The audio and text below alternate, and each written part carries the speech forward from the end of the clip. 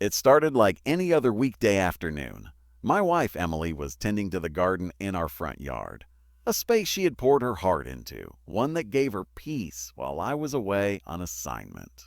Our home sat in a quiet, HOA-regulated neighborhood that prided itself on uniform lawns and painted fences. On the surface, it looked perfect, pristine even, but underneath that well-manicured calm was a toxic culture of power-hungry enforcers who had a habit of crossing lines they weren't supposed to. That day, they crossed the one line that should never be crossed. They laid hands on my wife. Emily had already had a few run-ins with the HO board members over what they called aesthetic violations. The lavender she planted along the driveway wasn't EAWay approved. The American flag on our porch was apparently a song. Even the solar lights we installed, which helped keep the property safe at night, were labeled as a visually disruptive to the neighborhood's aesthetic. My wife, being who she is, stayed polite but firm. She followed the rules where they made sense, but she wouldn't let herself be bullied. And I admired that. I was still in recovery from my last SEAL deployment. I had just gotten back home to Texas after nearly 8 months abroad. I wasn't fully settled in when the incident happened. Emily didn't want to bother me with neighborhood drama, so she kept most of the issues to herself. But the HOA wasn't satisfied with her silence. That day, 2 of the self-titled HOA enforcement officers showed up unannounced. According to our security footage and statements from a neighbor who witnessed it, they marched right onto our lawn. No permission, no warning, just entitlement in their stride. They cornered my wife near the rose bushes. One of them, a bulky, red-faced man named Gerald, started raising his voice about some notice of violation that we never received. He accused her of a non-compliance with board-issued directives, something that sounded more like military jargon than neighborhood talk. Emily asked them to step off the property and said she'd be happy to review any official letter if it was mailed. But instead of leaving, they got more aggressive. The other one, a wiry, nervous guy named Brad, kept glancing toward the house like he was checking if anyone else was watching. That's when Gerald stepped closer to Emily and poked her shoulder with his finger. That's not enforcement. That's aggression. That's physical contact. And that's where things took a turn no OASA is ever trained or authorized to go. My neighbor, an older Vietnam vet named Carl, saw the whole thing from his porch. He told me later that the moment Gerald touched Emily, she stepped back and told him flat out that what he did could be considered assault. Gerald apparently laughed it off, told her she was being too sensitive, and said something about a wives needing to learn their place when it comes to HOA rules. That comment wasn't just disrespectful, it was triggering. Not just for Emily, but for me when I heard it.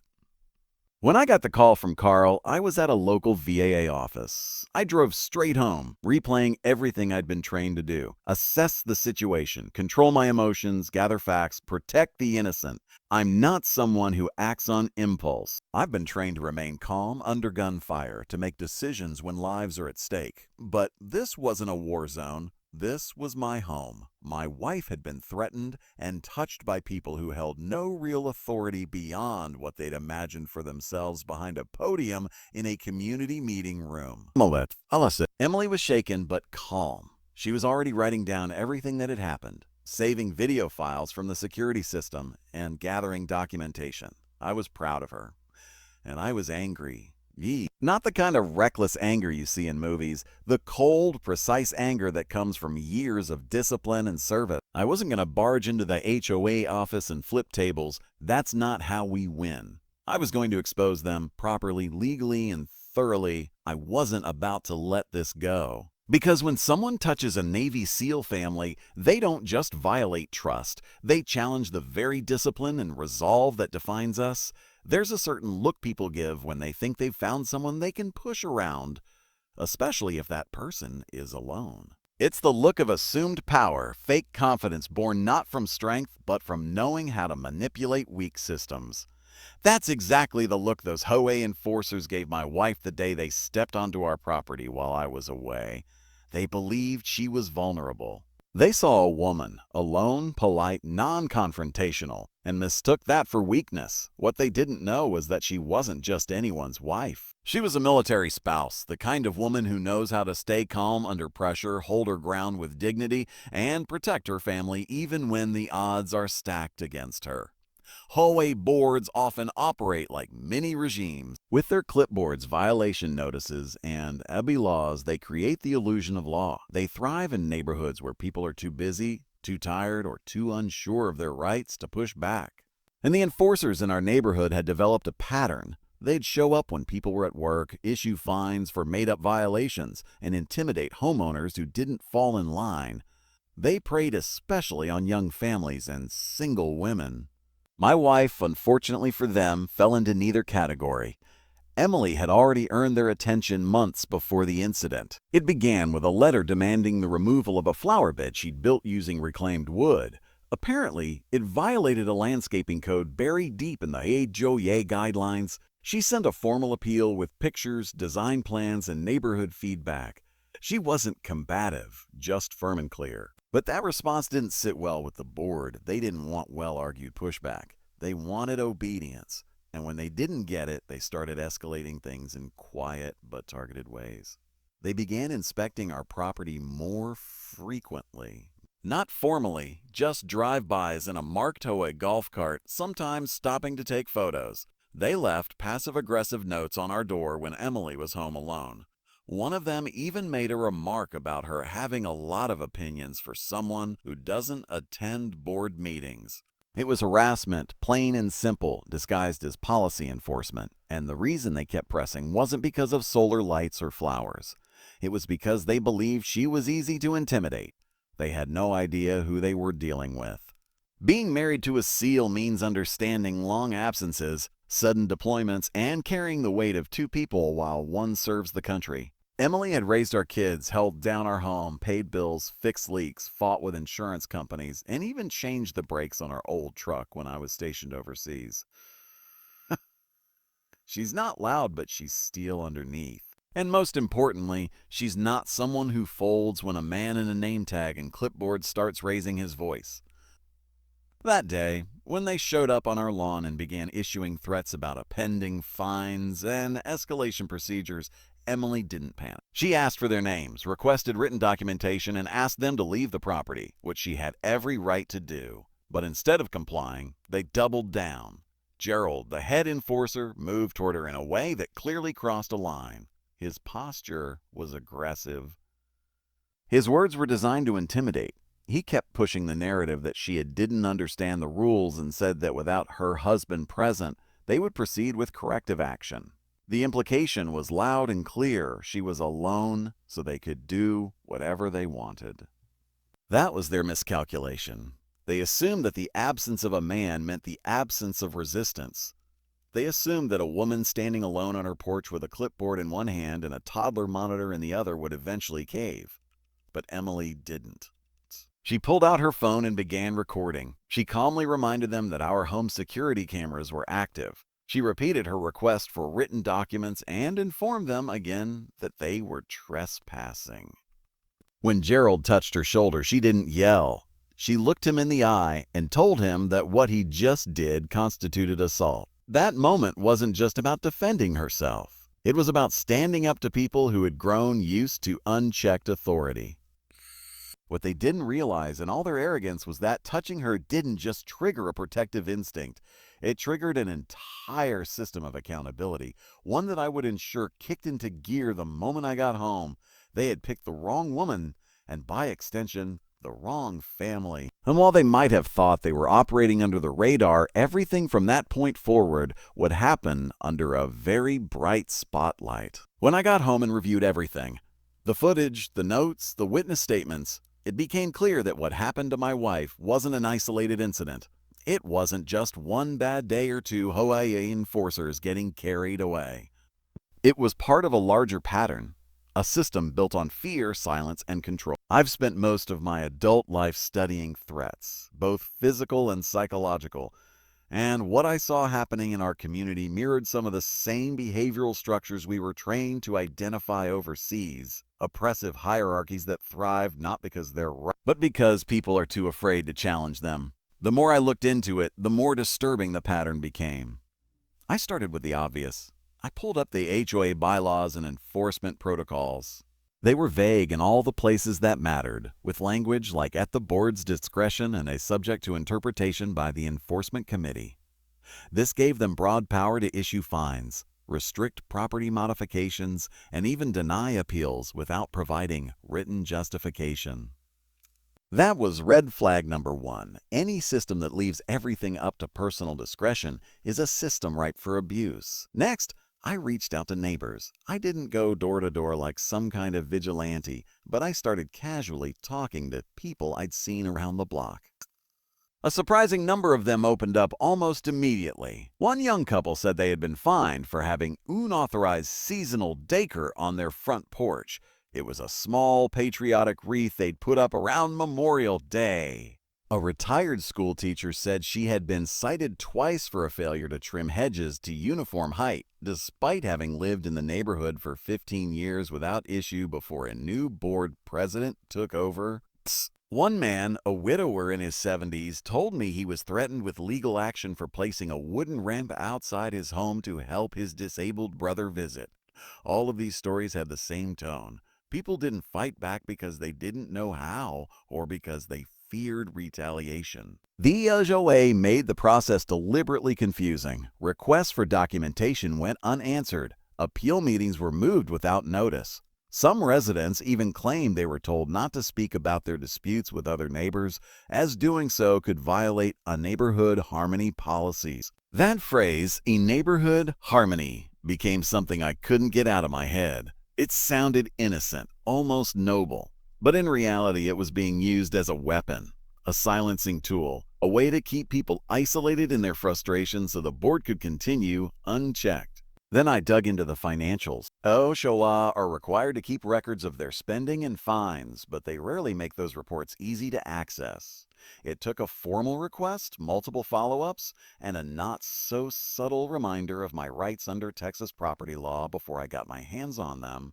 When I did, the numbers didn't add up. There were thousands of dollars collected in fines over the last year, but little to no documentation showing where those funds were spent.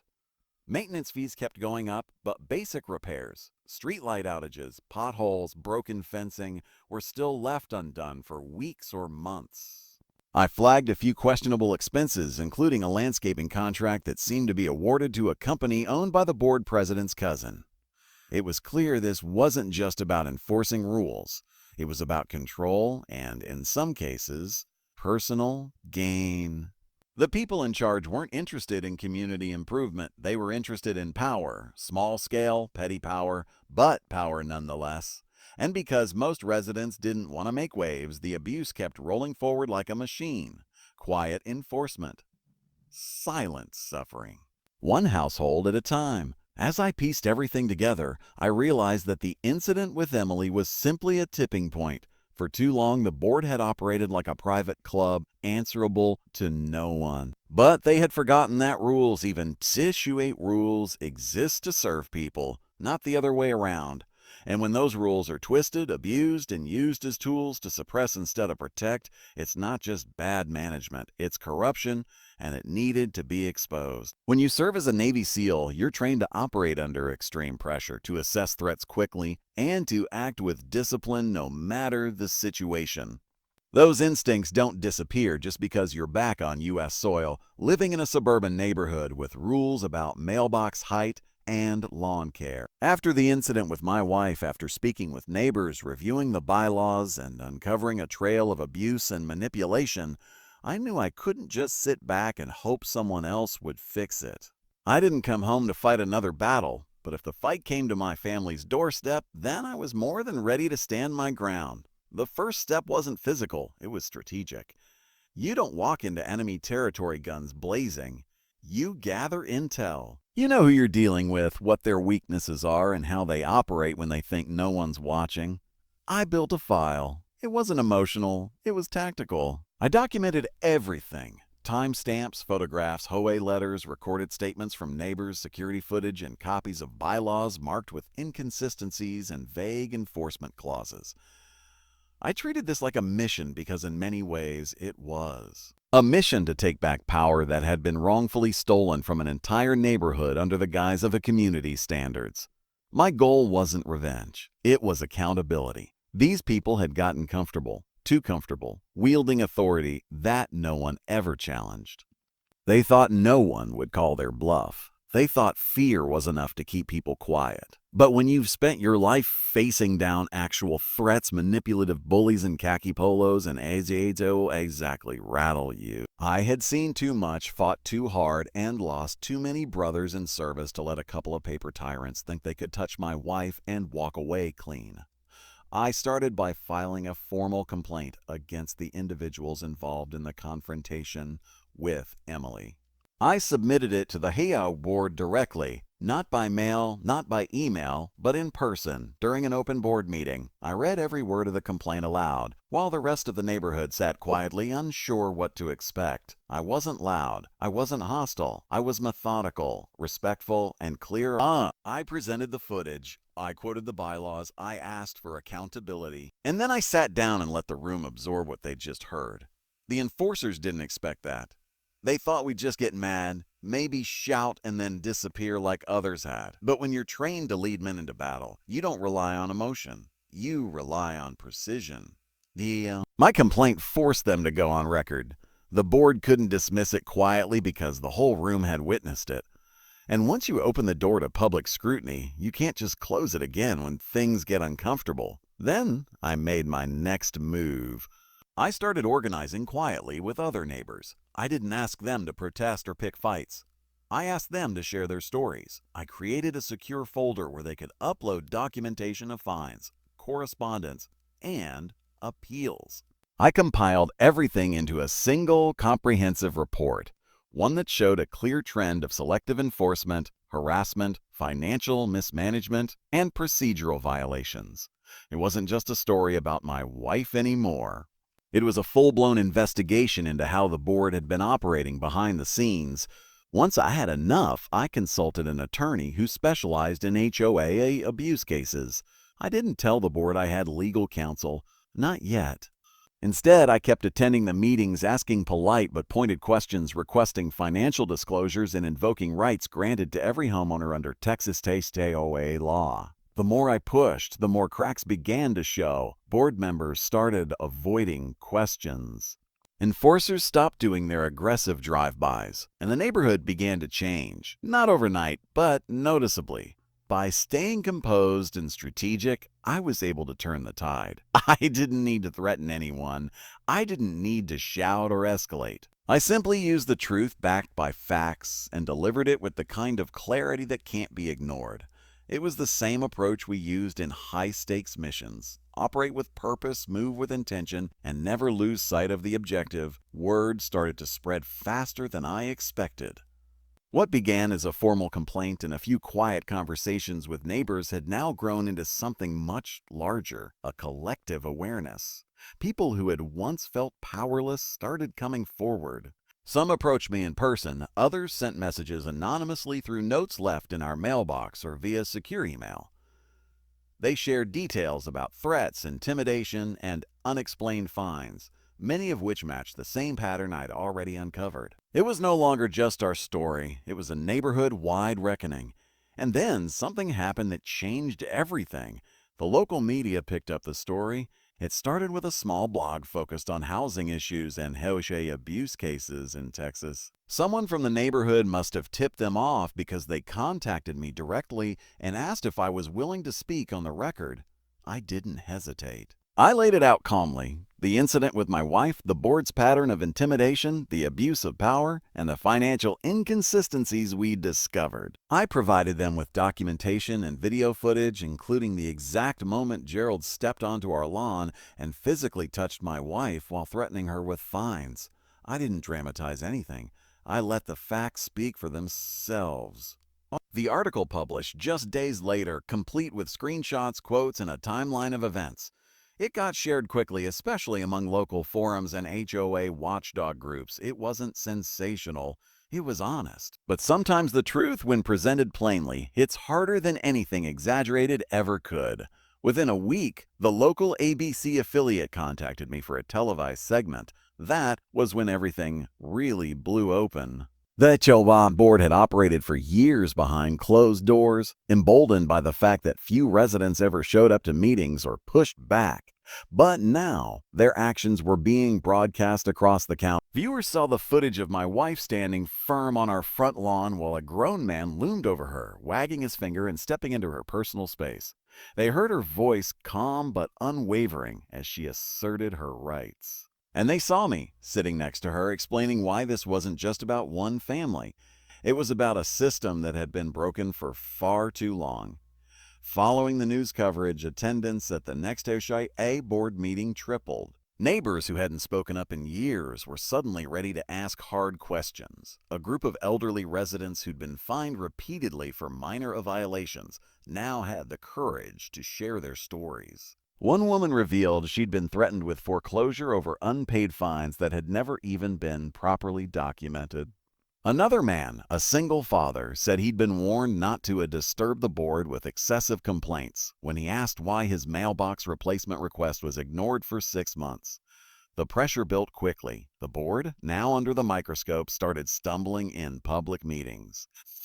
Their vague answers and legal jargon couldn't hold up against residents who were now educated, organized, and emboldened. People were quoting bylaws back at them. They were demanding to see financial records, and they weren't taking a "we'll get back to you" as an answer anymore. Meanwhile, local officials began taking an interest. A county commissioner reached out, expressing concern about possible HOA's misconduct and hinting at the potential for a formal investigation. An attorney from the State Bar's Consumer Affairs Division also contacted me, requesting copies of our compiled report and financial documents. The story had crossed the line from neighborhood drama to civic concern. Emily, who had once been just another target for their intimidation, had become a symbol of resistance.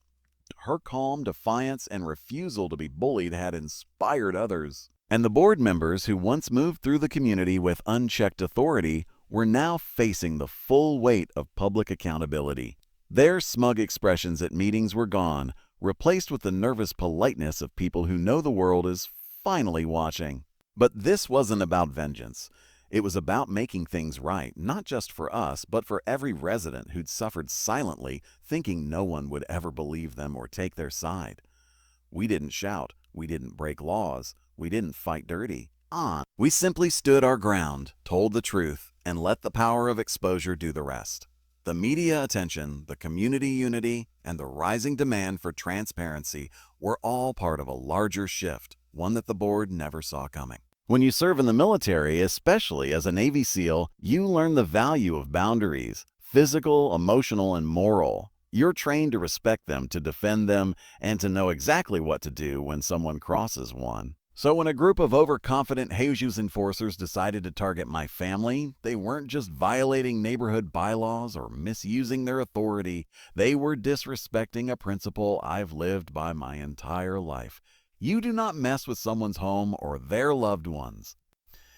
And when you do, there are consequences. These men had gotten away with intimidation for years because most people they targeted didn't know how to fight back. But I did. Not because I enjoy conflict, but because I've seen firsthand what happens when bullies are left unchecked. I didn't ask for this confrontation. I came home from service to heal, to spend time with my wife, and to live a quiet life. But the moment they laid hands on her, they started something they weren't prepared to finish. From the outside, our neighborhood didn't look like the kind of place that needed defending. It had picket fences, trimmed lawns, and friendly smiles at mailbox clusters. But beneath that surface was a structure built on fear. People were scared to speak up, worried that even questioning the HOA would lead to fines or retaliation. The enforcers used that fear as a way, and in their arrogance, they assumed I would be no different. Just another resident who'd grumble, maybe threaten legal action, and then disappear into silence. What they failed to understand was that silence isn't always surrender. Sometimes silence is the calm before the storm. They underestimated what a soldier brings home from war. Not the trauma or the habits, but the mindset. We're trained not just to endure conflict, but to dismantle systems of injustice with patience, discipline, and unwavering resolve. When I began to expose them, I didn't lead with emotion. I led with facts. I operated within the law, but I pushed every inch of it to its fullest extent. I wasn't just defending my wife. I was defending the principle that no one, not a man in a uniform, not a board member, not even someone with a badge and clipboard, has the right to abuse power simply because they think they can. The beauty of what followed wasn't just in the exposure or the complaints or the public outrage. It was in the shift. The neighborhood changed. People woke up. They started reading the HOA bylaws themselves. They started documenting violations. They stopped being afraid.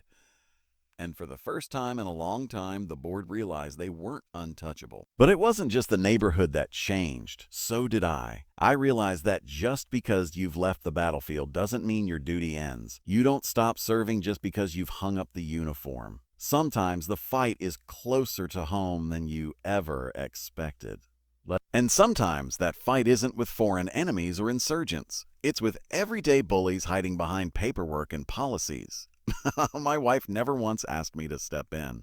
That's the kind of woman she is. But I saw what this ordeal did to her. The sleepless nights, the constant checking of cameras, the second guessing of simple things like putting out a flag or planting a flower. No one deserves to feel like a prisoner in their own home. That's not a community. That's a controlled environment, and it's one I refuse to live in. HOA boards were designed to maintain order, to keep neighborhoods safe, clean, and cohesive. But when that original purpose becomes corrupted by personal egos and unchecked authority, someone has to say enough. And in our case, that someone was me.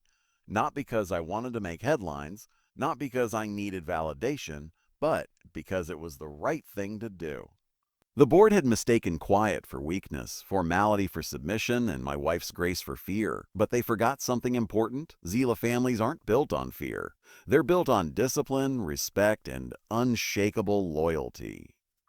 We don't look for fights, but when they come to us, we finish them with precision. That's how I was trained, and that's how I live. What the HOA failed to realize was that their authority only existed because people allowed it to. The moment those people stood together, their power began to fade. Their threats lost weight, their fines stopped landing, and their once commanding presence at community meetings became a shadow of what it used to be. That's what happens when you push too far. Eventually, you meet resistance. Not the angry kind, but the organized, disciplined kind that doesn't yell, doesn't panic, and doesn't stop until justice is served.